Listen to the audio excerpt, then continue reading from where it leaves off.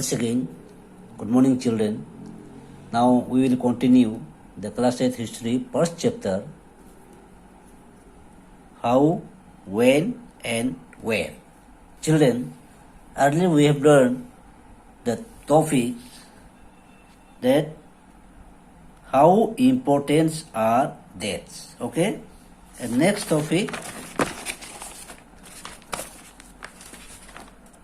how do we periodize? We have already discussed this, and now we continue the next topic, that is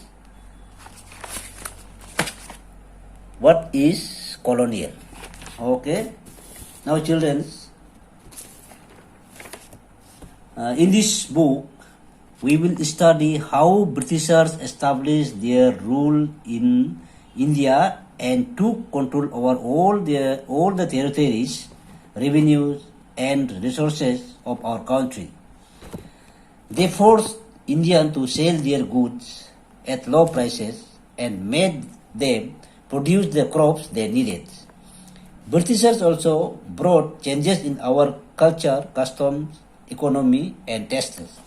All these things refers to colonization of India. So, now the question arises how we know about all the happenings and their time periods. Now, how do we know? You see, how do we know administrative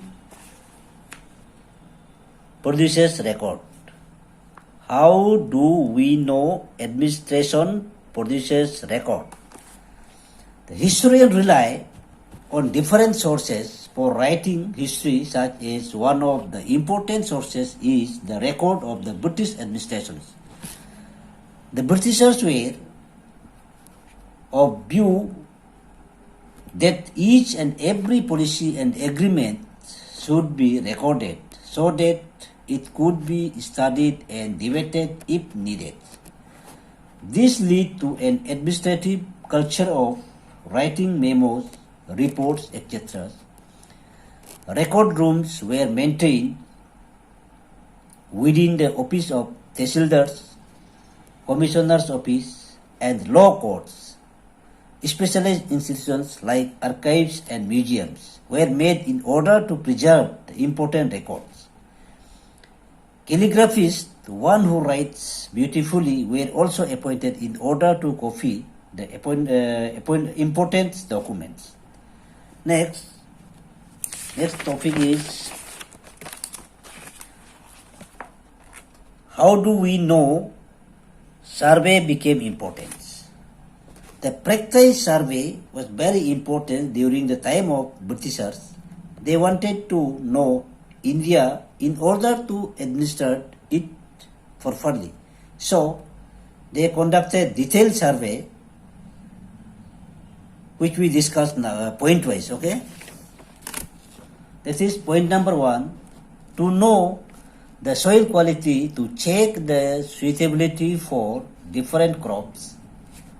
2, to know the flora and fauna. 3, to know the local histories. Some of the surveys conducted are botanical survey, archaeological survey, forest survey, geological survey. So what we can say is that we can get a lot of information from the survey conducted by Britishers, but where they are sufficient to serve as a source to know history of India. Let's see, how do we know what official records not tell? Okay? No doubt we get a good amount of information from the survey, from this survey, but we should know that these surveys were recorded according to the point of view of the officers.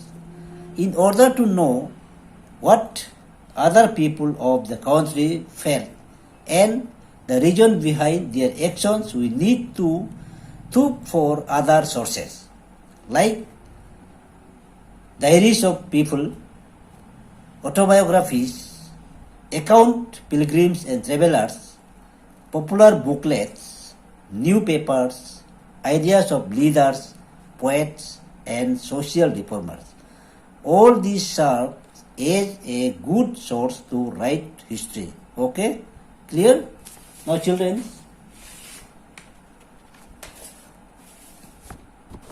we have recalled the important points that we have discussed now. Now we discussed the Britishers ruled over India territories, their resources, revenues of our countries. We also discussed administration produces recorded by the British, importance of surveys, map out India, and maintain the official records by the British during this time. Okay, are you clear? Children, here we conclude our first chapter.